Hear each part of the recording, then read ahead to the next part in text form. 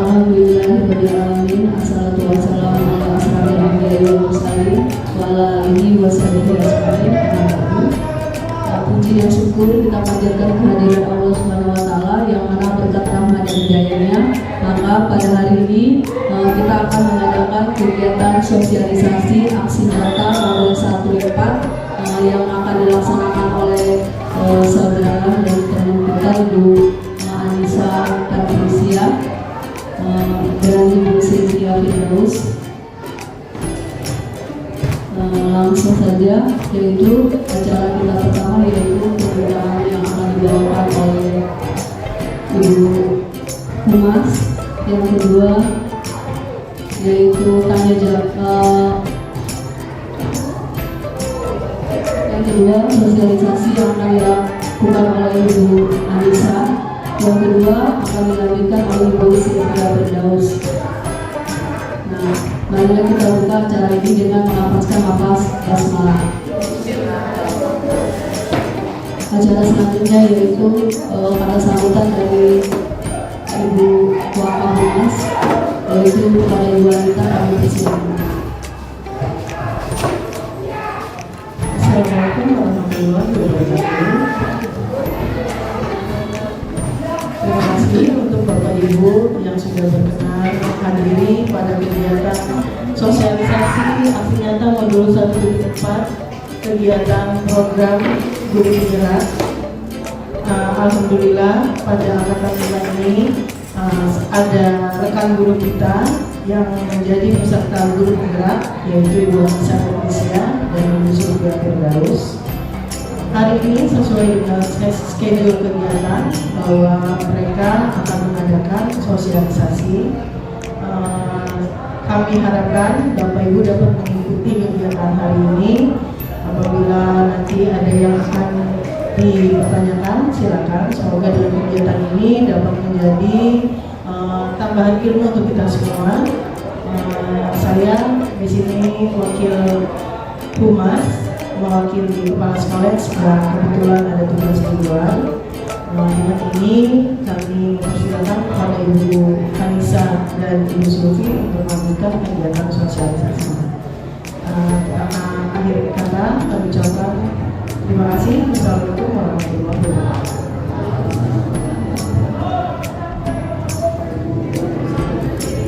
Acara selanjutnya yaitu sosialisasi aksi nyata Modul 1/4 yang langsung akan disampaikan oleh Ibu Anissa Patricia. Kepada Ibu Anissa dipersilakan.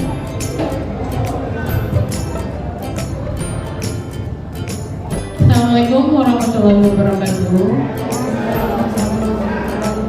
Terima kasih kami ucapkan kepada Ibu dan Bapak Guru yang menyempatkan waktunya untuk mengikuti sosialisasi kami sebagai calon guru penggerak angkatan 5 dari Kota Bengkulu. Kali ini schedule kami adalah sosialisasi aksi nyata Modul 1/4 yang berkaitan dengan budaya positif. Pada tahun pertama saya akan mensosialisasikan, nanti akan dilanjutkan oleh Ibu Cynthia Firdaus karena tugas kami per individu, jadi tidak bisa berkelompok. Mudah-mudahan Bapak dan Ibu dapat memetik dari sosialisasi yang telah kami lakukan pada hari ini.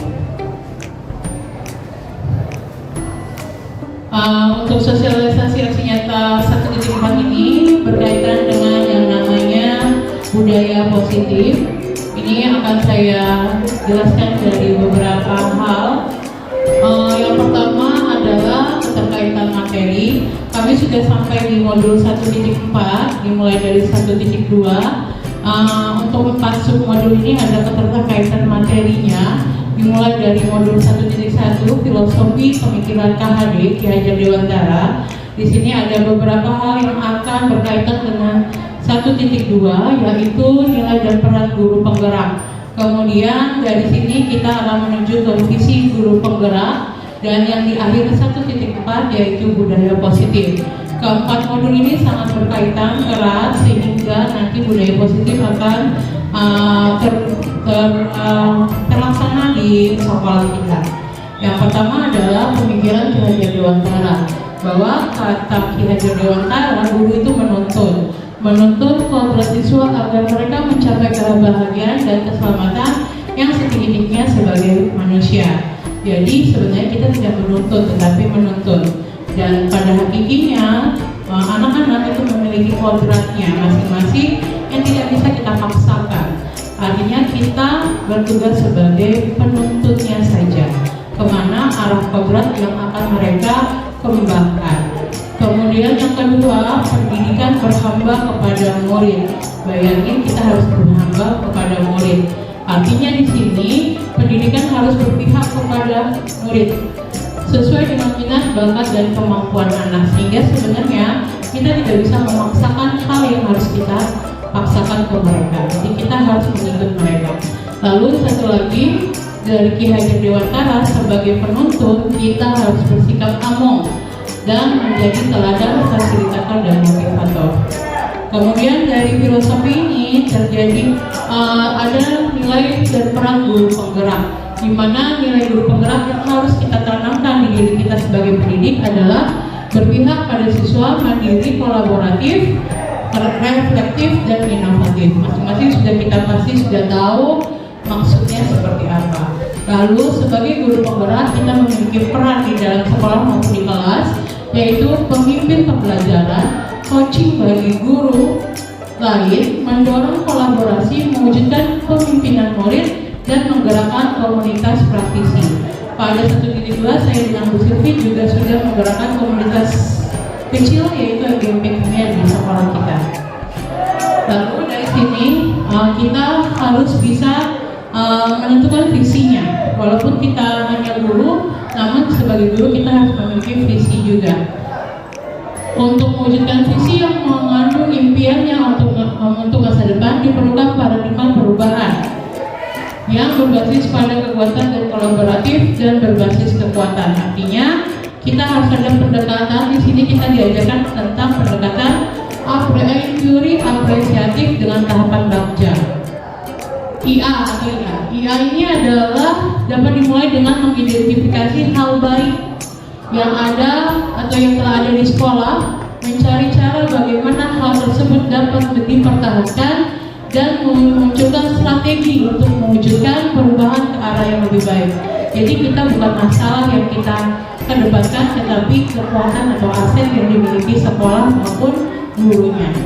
Lalu tahapan bagja ini adalah tahapan untuk mewujudkan pendekatan ini. Ada 5 tahapan, yaitu bagja ini adalah anonimnya, buat pertanyaan, artinya apa sih aset yang ada di dalam sekolah ini, kita gali. Kemudian ambil pelajaran, berarti kita bisa memetik dari ilmu-ilmu yang ada, yang atau sekolah yang akan menjadi role model kita.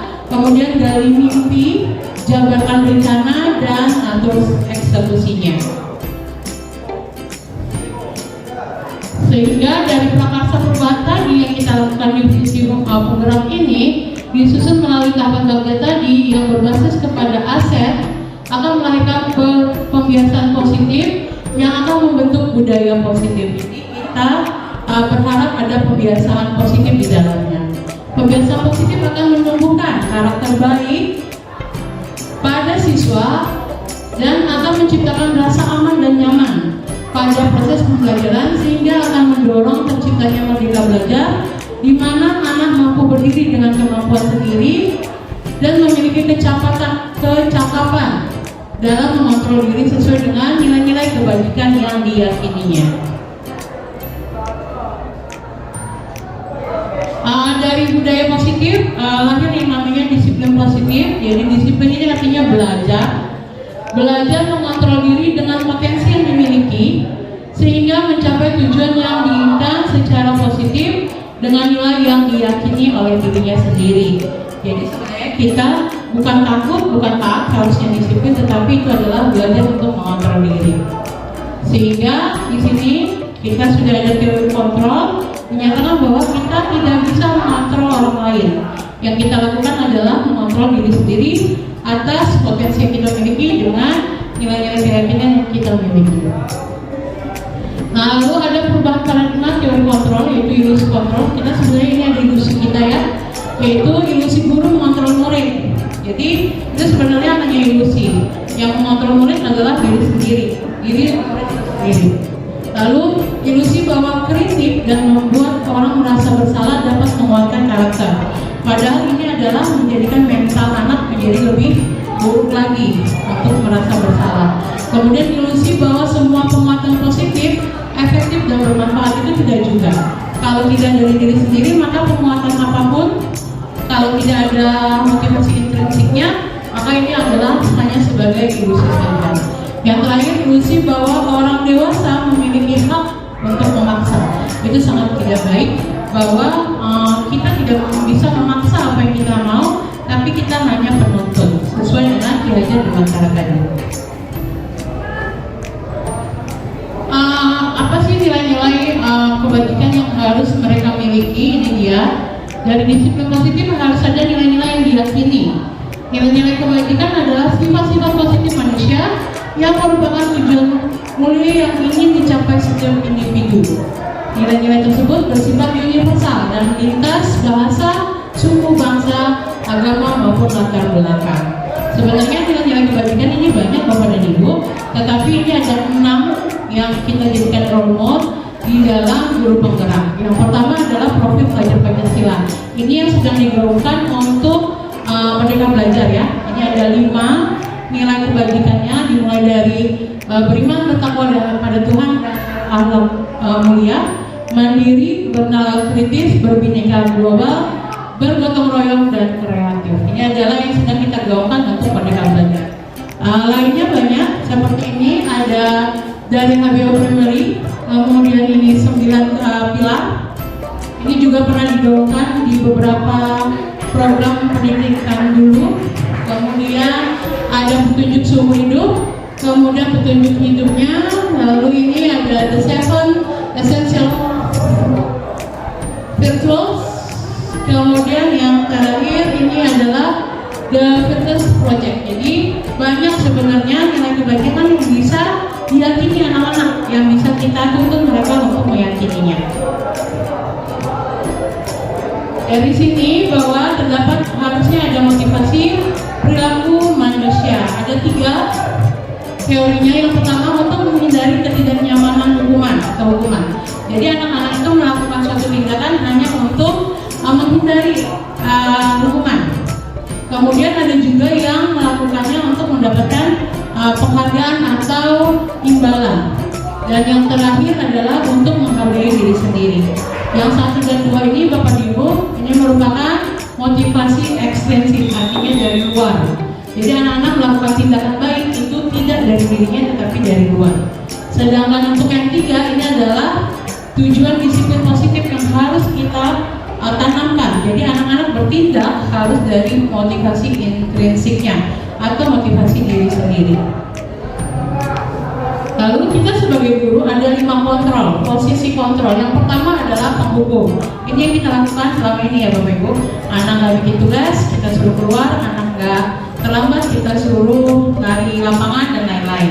Tapi sebenarnya ini akan membuat anak menjadi lebih tidak peduli akan nilai-nilai kebajikan yang harusnya mereka miliki. Yang kedua, posisi kontrol adalah pembuat rasa bersalah. Ini biasanya anak guru-guru yang memelankan suaranya, kemudian akan membuat anak merasa bersalah. Ini sebenarnya lebih parah dari penghukum, karena anak-anak akan langsung masuk ke mentalnya bahwa mereka lah yang mengakibatkan hal buruk terjadi pada lingkungannya. Yang berikutnya adalah teman. Ini biasanya kita guru-guru muda itu beranggapan bahwa teman seguru itu, teman guru dan anak itu baik, tapi sebenarnya itu boleh dihindarkan. Lalu ada pemantau. Ini sudah menjadi biasanya mereka berkaitan dengan peraturan yang ada. Jadi mereka pasti basicnya ke peraturan. Dan yang terakhir adalah manajer. Sebenarnya kontrol manajer adalah yang paling ideal, karena di sini guru tidak menyalahkan, tetapi berkolaborasi dengan siswa untuk memperbaiki tindakan salah sehingga mereka bisa kembali lagi ke posisi awal mereka dengan keyakinan yang diyakininya. Nah, ini adalah posisi kontrol tadi. Jadi kalau penghukum dan pembuat merasa bersalah itu biasanya menghindari hukuman. Jadi anak-anak itu motivasinya untuk menghindari hukuman. Sedangkan kalau teman dan pemantau itu biasanya mereka mau imbalan. Jadi kalau gurunya baik-baik, mereka tuh pengennya dihargai, dipuji-puji gitu.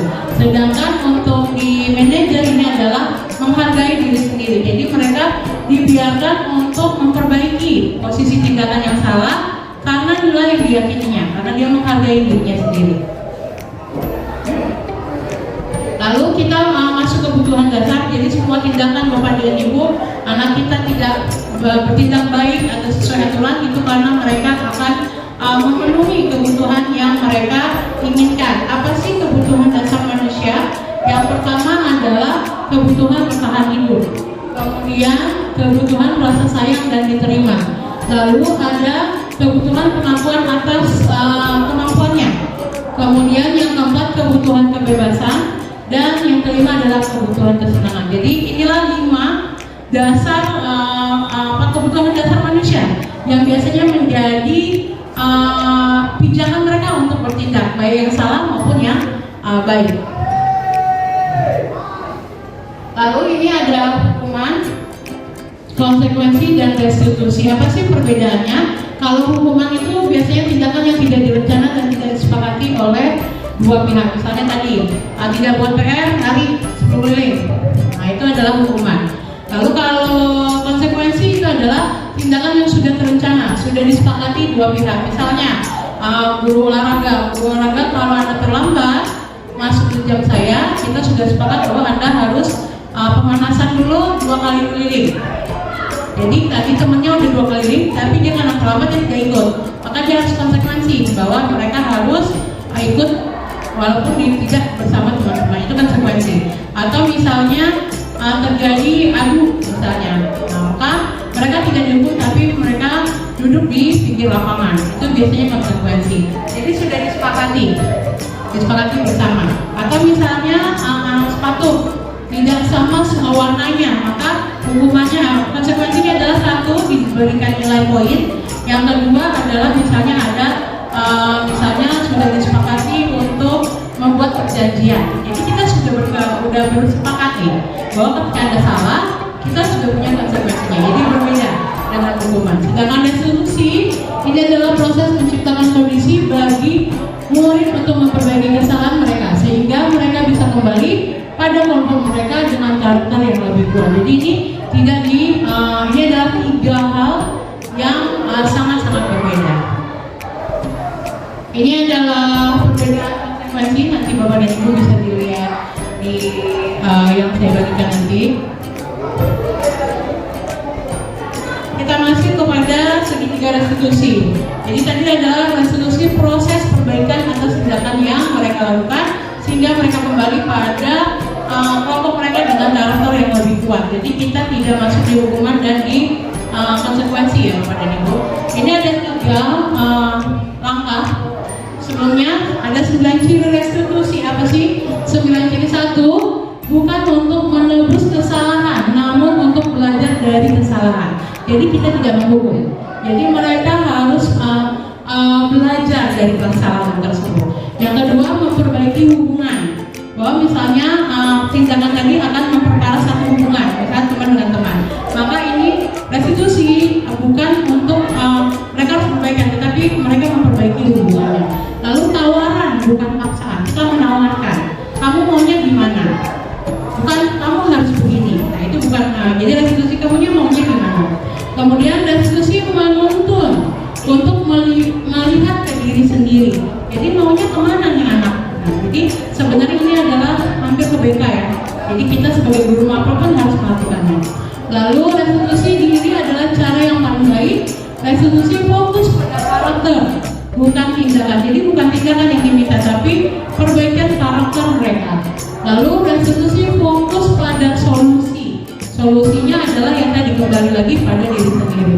Dan yang terakhir restitusi mengembalikan murid yang berbuat salah pada kelompoknya. Jadi mereka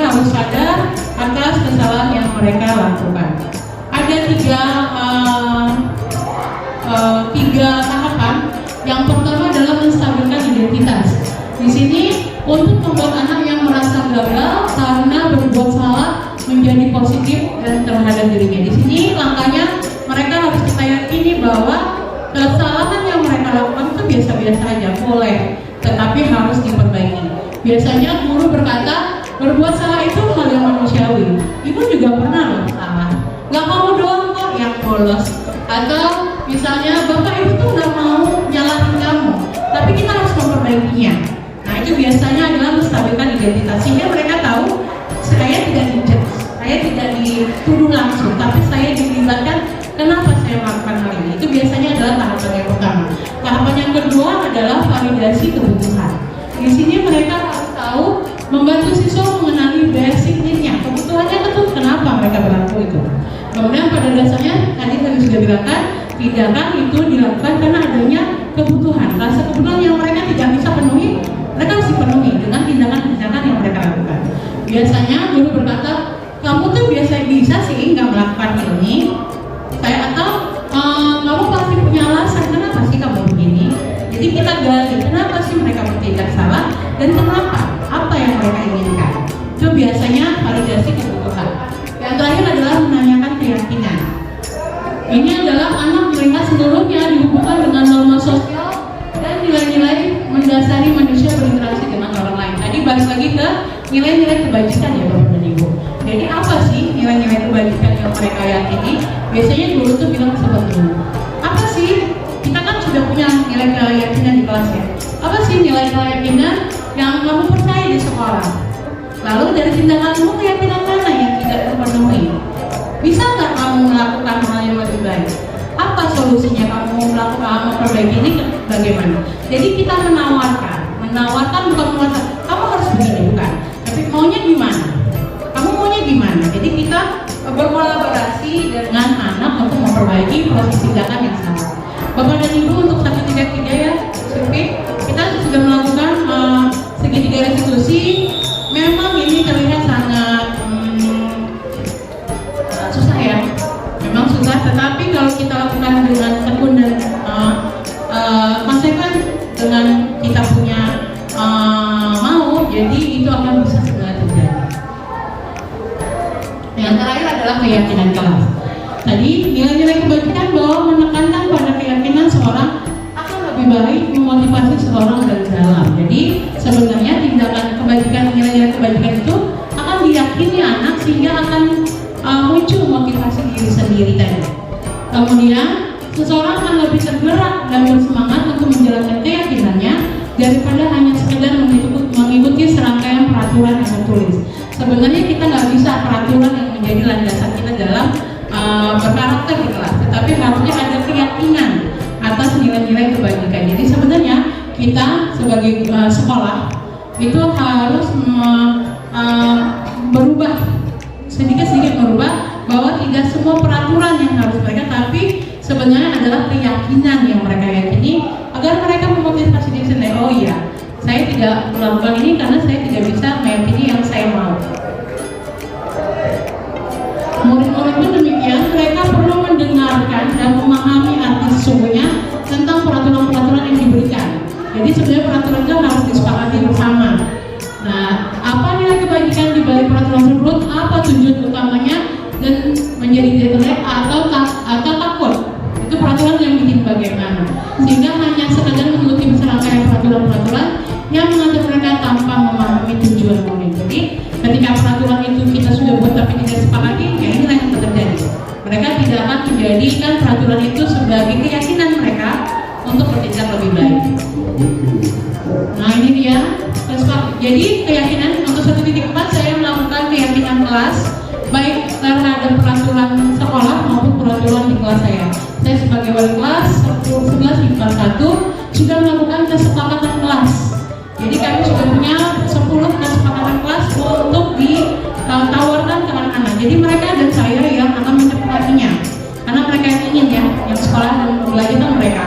Jadi kita melakukan kesepakatan kelas. Dari sini kita lihat nilai-nilai kebajikan yang mendasari atas peraturan tersebut. Kemudian kita ubah menjadi keyakinan kelasnya. Dengan keyakinan kelas yang telah mereka sepakati bersama, artinya ini akan terjadi budaya positif di kelas. Nah ini ada beberapa, nanti ada ada video pembelajaran atau video praktik baik untuk keyakinan kelas maupun keyakinan sekolah. Dari saya demikian saja untuk penjelasan dari modul 1.4. Sebelum saya akhiri, saya akan memperlihatkan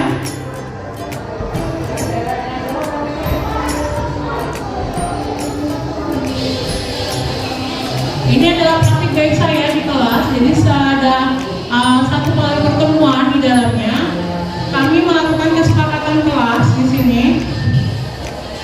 Jadi di sini saya meyakini saya di grup sudah memberikan nilai-nilai kebajikan tadi. Kami kan punya WA grup ya. Itu saya sharing mereka, saya berikan ini kesepakatan sekolah. Di sebelah itu adalah peraturan sekolah yang saya cetak dan saya tempelkan di kelas masing-masing di kelas kami. Dari situ mereka akan saya berikan sticky note. Mereka nanti akan menentukan nilai-nilai kebajikan yang akan disepakati. Nah setelah itu, ini anak-anak sudah menawarkan kesepakatan keyakinan kelas yang mereka inginkan. Lalu karena banyak, jadi saya tempel dulu di papan tulis, kemudian saya ubah ke Canva dan saya tempelkan di kelas masing-masing, sehingga menjadi kesepakatan kami bersama. Ini adalah contoh dari sticky note anak-anak dalam menentukan nilai-nilai kebajikan mereka yang mau diyakini atas peraturan sekolah. Nah, begitu juga dengan keyakinan kelas ya Bapak Ibu, sama kondisinya, tapi kami mulai dari peraturan sekolah kelas dulu.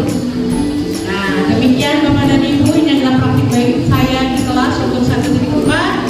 Untuk perhatiannya saya ucapkan sangat-sangat terima kasih. Semoga ini bisa menjadi ilmu kita untuk memperbaiki pendidikan di sekolah kita. Atas perhatiannya saya ucapkan terima kasih. Assalamualaikum warahmatullahi wabarakatuh.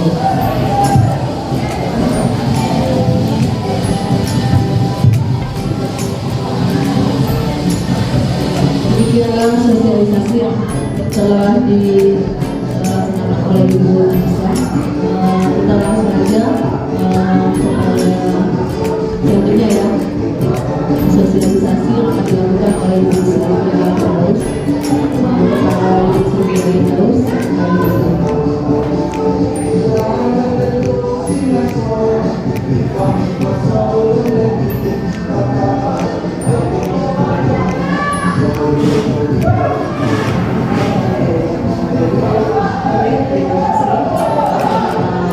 Kesempatan saya pada hari ini untuk kegiatan sosialisasi yang dilakukan saya untuk guru 1.4 budaya positif. Kami sendiri, kami berdua ini merupakan CGP guru bergerak kata lingkungan dari Kota Bengkulu.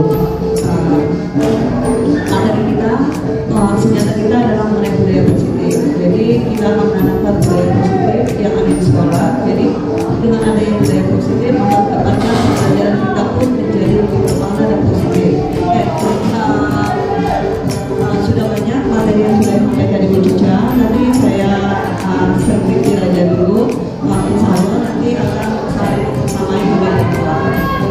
Jadi untuk tujuan pembelajaran kami sedang asosiasi kami itu kami sendiri CGB dapat menyampaikan pembelajaran dari penerapan konsep inti dari modul budaya positif serta pemahaman mereka mengenai konsep-konsep inti modul budaya positif itu ke sekolah. Jadi kami diharapkan untuk menyampaikan modul kami kepada rekan-rekan guru. Jadi rekan-rekan guru bersama-sama dengan kita berkolaborasi untuk menciptakan budaya positif di sekolah. Nah, saya ada pertanyaan komandi, hukuman apakah hukuman dapat mendisiplinkan anak? Kemudian pemberian hukuman dengan hal positif seperti membaca atau membersihkan halaman sekolah dapat meningkatkan disiplin anak. Kemudian memberikan penghargaan dapat meningkatkan motivasi belajar anak. Ada 3 pertanyaan pemantik yang akan kita jawab untuk budaya positif di sekolah, karena ketiga-tiganya itu kita terapkan di sekolah. Mungkin yang lain pun sering kita terapkan. Kita memberikan hukuman, pemberian hukuman dalam hal positif atau memberikan penghargaan kepada anak. Untuk topik dalam modul 1.4 tentang budaya positif itu ada 6, disiplin positif dan nilai-nilai kebajikan universal, teori motivasi, hukuman, penghargaan dan restitusi, keyakinan kelas, kebutuhan dasar manusia dan dunia berkualitas, restitusi atau 5 posisi kontrol. Kemudian untuk yang terakhir itu adalah segitiga restitusi.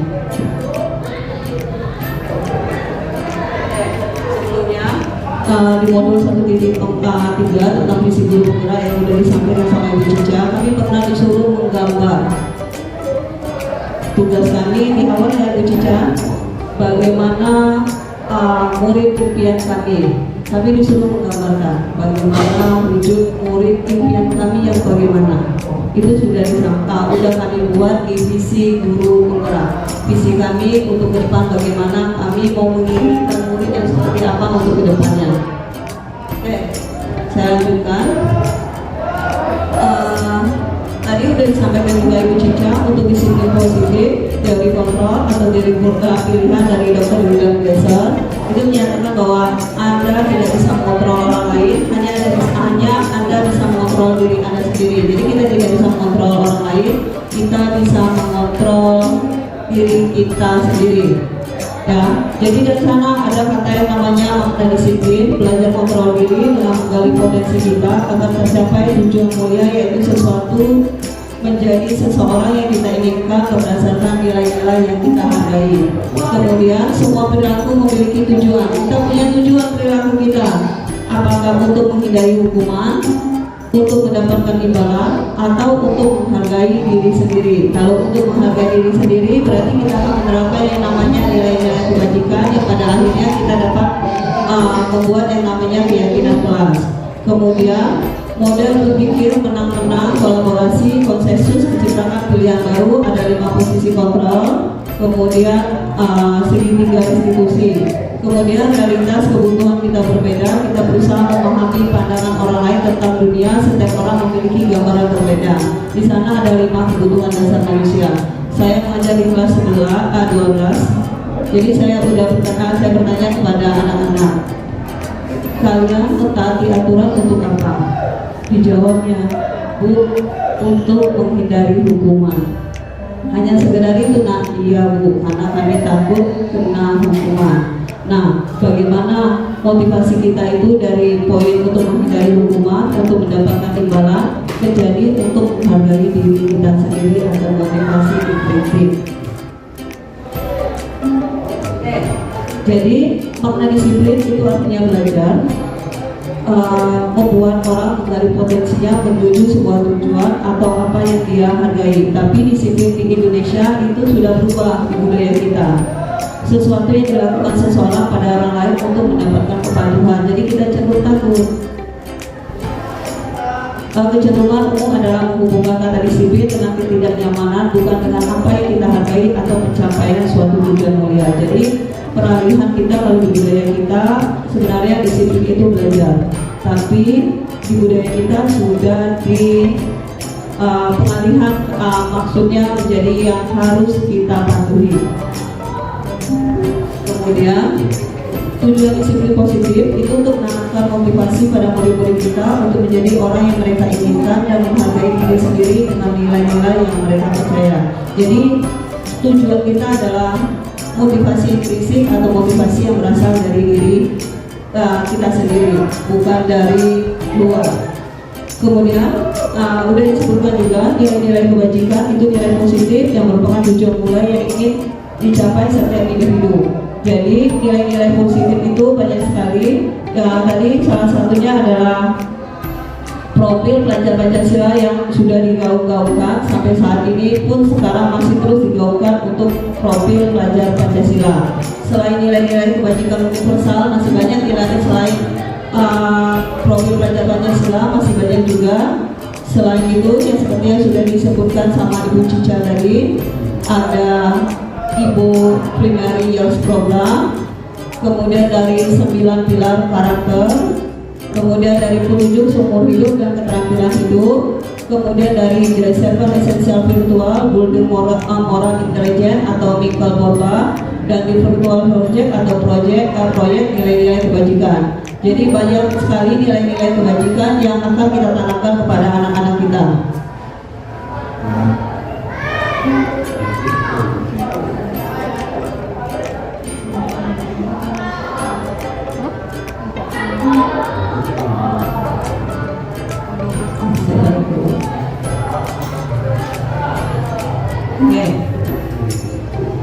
Teori motivasi, hukuman, penghargaan, dan restitusi. Dalam menjalankan peraturan ataupun keyakinan kelas atau sekolah, bila ada suatu pelanggaran, tentunya sesuatu harus terjadi. Berarti kalau salah satu murid kita melanggar, berarti harus tentunya sesuatu harus terjadi. Biasanya kita akan memberikan hukuman, konsekuensi, atau restitusi. Tindakan tersebut terhadap suatu pelanggaran pada umumnya berbentuk hukuman atau konsekuensi. Tiga motivasi tadi sudah disampaikan. Salah satunya untuk menghindari hukuman, untuk mendapatkan imbalan, atau untuk menghargai diri sendiri. Nah, selama ini anak-anak kalau sudah saya tanya itu untuk menghindari hukuman, berarti motivasinya hanya motivasi eksternal karena dia takut dengan peraturan yang ada di sekolah. Bagaimana kita pengalihannya dari motivasi eksternal ke motivasi internal, yaitu untuk menghargai diri sendiri. Merdeka menurut Ki Hajar Dewantara itu tidak hanya terlepas dari perintah, tetapi juga cakap buat memerintah diri sendiri. Berarti kita intinya adalah memerdekakan anak, tapi tetap kita menuntut. Oke, tadi sudah disebutkan di awal hukuman, konsekuensi, atau restitusi. Restitusi ini sangat berat sekali mungkin penerapannya di sekolah bagi kita yang selama ini di posisi menghukum atau perbuatan suatu salah menuju ke restitusi, karena dari restitusi ini kita menciptakan kondisi murid untuk memperbaiki kesalahan mereka. Jadi mereka bisa kembali ke kelompok dengan karakter yang lebih kuat. Pun kita di sana akan mencari mereka, kita ajarkan untuk memberi solusi atas masalah yang mereka perbuat. Jadi sehingga mereka akan kembali ke kelompok dengan karakter yang lebih kuat. Jadi ciri-ciri restitusi nomor 1 ada 9. Yang pertama bukan untuk menebus kesalahan, tapi untuk belajar dari kesalahan. Kemudian yang kedua memperbaiki hubungan. Tawaran dengan paksaan. Restitusi menuntut untuk melihat ke dalam diri. Kelima, restitusi mencari kebutuhan dasar yang mendasari tindakan. Restitusi diri adalah cara yang paling baik. Restitusi fokus pada karakter bukan tindakan. Restitusi fokus pada solusi dan mengembalikan murid yang berbuat salah pada kelompoknya akan kembali dengan karakter yang lebih kuat.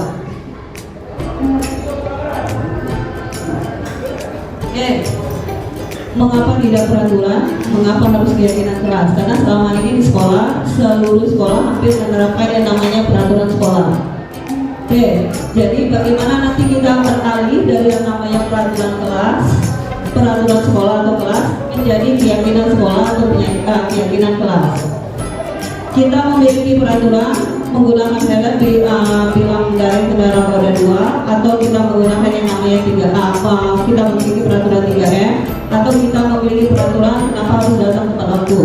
Jadi peraturan-peraturan itu akan kita alihkan ke namanya keyakinan kelas. Nilai-nilai kebajikan universal yang disepakati secara tersirat dan tersurat, lepas dari latar belakang suku, negara, bahasa maupun agama. Menekankan pada keyakinan seseorang akan lebih memotivasi seseorang dari dalam. Tapi kenapa kalau di sekolah sudah ada peraturan, kalau sudah ada peraturan, kita akan menggali nilai-nilai kebajikan yang ada di sana. Tapi kalau belum, kita akan membuat yang namanya keyakinan sekolah atau keyakinan kelas. Nah, bagaimana caranya pembentukan keyakinan sekolah atau kelas? Jadi keyakinannya bersifat lebih abstrak daripada peraturan yang lebih rinci dan konkret. Berisi pernyataan universal, berisi dibuat dalam bentuk positif, hendaknya tidak terlalu banyak sehingga mudah diingat. Kemudian sesuatu yang dapat diterapkan di lingkungan sekolah, semua warga kelas hendaknya itu berkontribusi dalam pembuatan keyakinan kelas lewat kegiatan curah pendapat, bersedia meninjau kembali keyakinan kelas dari waktu ke waktu. Berarti semua aspek, semua orang dilibatkan, baik murid, siswa, guru, semua warga sekolah dilibatkan dalam kegiatan pembentukan keyakinan sekolah atau pembuatan keyakinan kelas.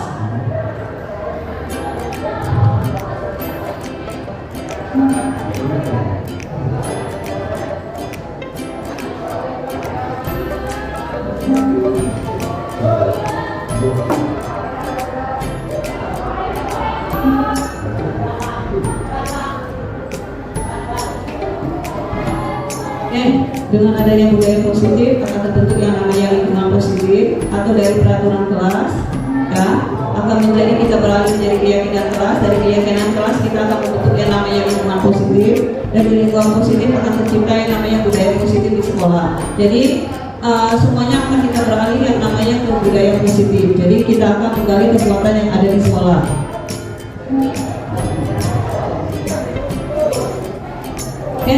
Perbedaan hukuman dan konsekuensi tadi sudah disebutkan bahwa hukuman konsekuensi itu kalau hukuman itu tidak terencana, langsung pada posisi kalian dihukum satu mungkin berlari 10 keliling. Tapi kalau konsekuensi itu sudah disepakati bersama karena dia adalah dua arah, sedangkan kalau hukuman itu cuma satu arah dari guru itu sendiri.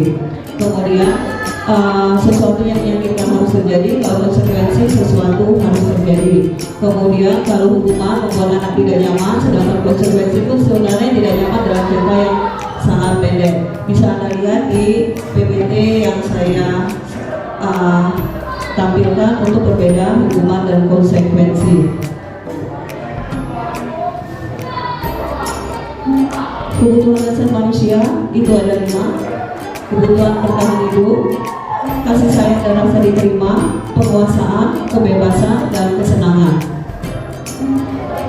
Kebutuhan bertahan hidup atau survival itu kebutuhan yang bersifat fisiologis untuk bertahan hidup, misalnya kesehatan, rumah, dan makanan.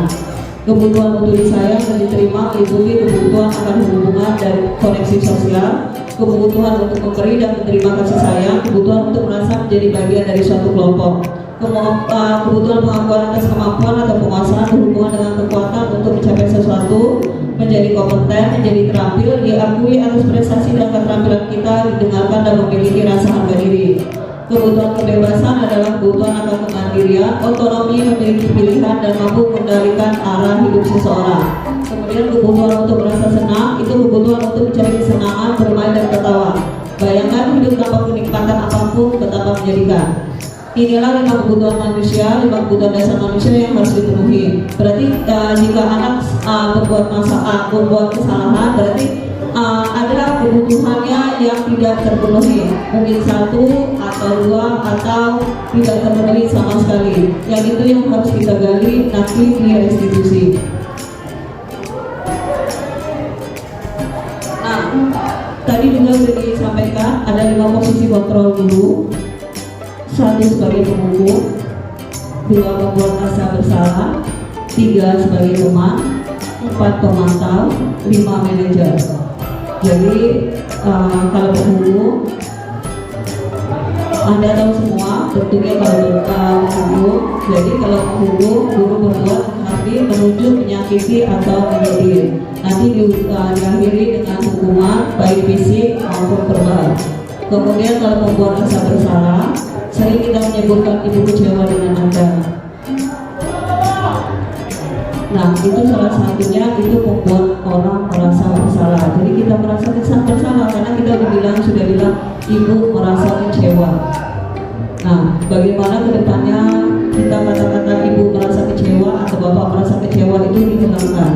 Kemudian teman. Jadi selama ini kita juga ada sebagian teman guru-guru itu menjadi teman bagi yang lain. Jika anak ada yang bermasalah, nanti kembali ke ibu, nanti atau kembali ke bapak, nanti akan ibu tolong. Jadi yang buat seperti itu kalau bisa tidak ada lagi karena anak lemah, tidak mandiri dan tergantung pada guru nantinya. Sedikit-sedikit masalah nanti dia akan kembali pada guru. Kemudian pemantau ini biasanya mungkin di kesiswaan banyak juga ya, karena di pemantau ini sendiri kalau dia berbuat kesalahan berarti nanti akan tertulis poinnya berapa, skornya berapa ya. Kemudian manajer ini hierarki tertinggi itu untuk menguatkan pribadi.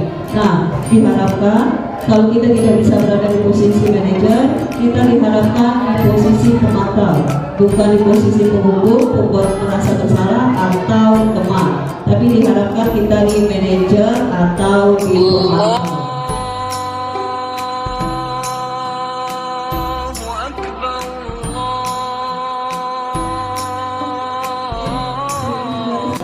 Jadi dari sana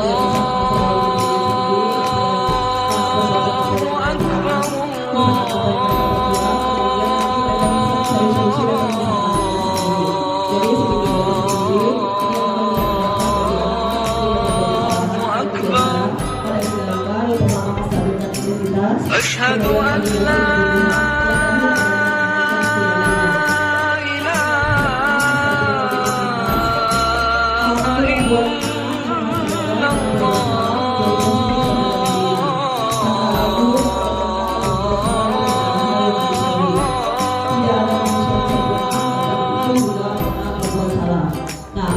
Asyhadu an la ilaha illallah.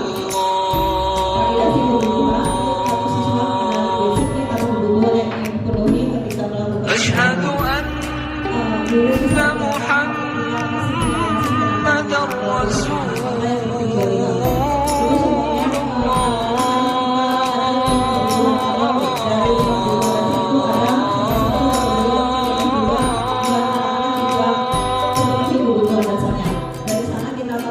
Asyhadu anna Muhammadar Rasulullah.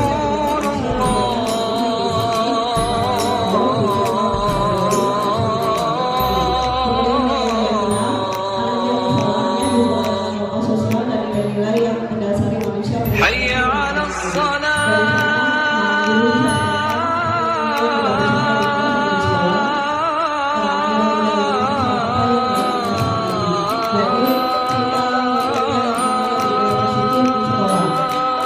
Bukan yang merasa kecewa. Hayya 'alas shalah.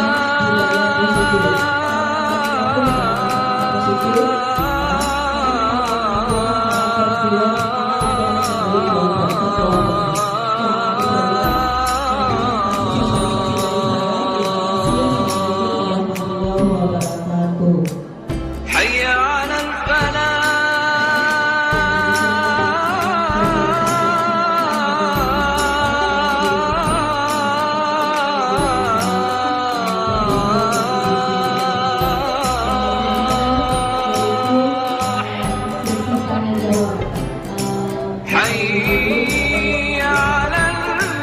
Pada bagian yang dijelaskan Ibu Anisata usia tadi, pada bagian hukuman, konsekuensi, dan restitusi, itu kan ada bagian yang segitiga restitusi. Apakah yang bagian segitiga restitusi itu akan berakhir dengan penghukuman bagi mereka? Itu saja. Assalamualaikum warahmatullahi wabarakatuh.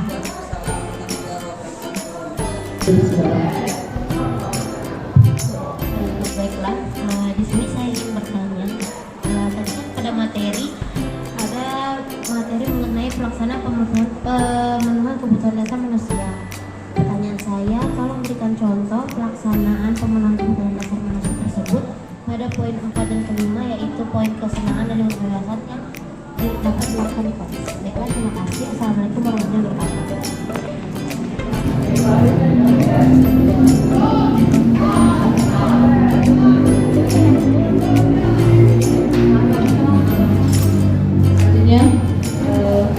Ada pertanyaan selanjutnya? Sudah cukup dua pertanyaan? Ayo, saja pertanyaan pertama tentang segitiga restitusi. Baik, saya akan menjawab. Tadi sudah kita bahas mengenai hukuman, konsekuensi, dan restitusi. Ini sebenarnya tindakan yang berbeda ya Bapak dan Ibu. Jadi kalau hukuman tadi itu tidak disepakati, kalau konsekuensi itu disepakati, berarti ada tindakan di akhirnya. Tapi kalau restitusi Bapak dan Ibu, ini adalah usaha kita sebagai guru untuk mengembalikan anak ke kelompoknya dengan keyakinan yang lebih kuat. Jadi kita sudah punya keyakinan kelas atau keyakinan sekolah yang mereka menjadikan dasar untuk bertindak. Jadi kita hanya mengembalikan saja. Jadi kita hanya memotivasi mereka, memotivasi diri sendiri mereka untuk menyadari bahwa kesalahan itu memang dilakukan untuk memenuhi satu kebutuhan yang mereka inginkan, dan mereka pun mau secara diri sendiri memperbaikinya. Dengan apa? Mungkin bukan dengan hukuman, tetapi mereka yakini mereka maunya apa. Jadi bukan dihukum, tapi kita sebagai guru hanya berkolaborasi untuk memberikan kebebasan anak-anak untuk memperbaikinya. Misalnya, oh iya Bu, Kalau begitu, saya akan meminta maaf kepada ibu guru dan saya tidak akan mengulanginya lagi. Misalnya dia terlambat, saya terlambat ibu. Jadi bagaimana? Oh berarti ibu, saya agar tidak terlambat kembali, saya akan tidur lebih cepat dan bangun lebih cepat dari biasanya. Tidak dihukum.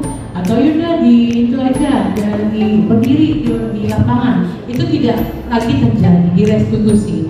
Dan restitusi adalah hal yang diinginkan di kurikulum Merdeka Belajar ini. Jadi mereka memiliki intrinsik, motivasi intrinsik untuk memperbaiki tindakan salah yang mereka lakukan. Tapi tidak menutup keyakinan itu nggak boleh salah. Tidak, anak-anak namanya manusia ya Bapak dan Ibu, pasti salah. Kita juga sebagai guru pun salah ya, tapi kita tidak menghukum, tetapi memberikan solusi, menawarkan apakah mereka mau memperbaiki atas keyakinan yang sudah diyakini. Jadi tidak dihukum kembali.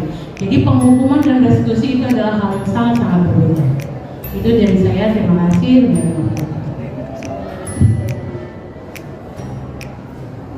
Saya menjawab untuk yang kebutuhan kebebasan, kemudian untuk merasa senang, contohnya dalam kehidupan kita sehari-hari di sekolah.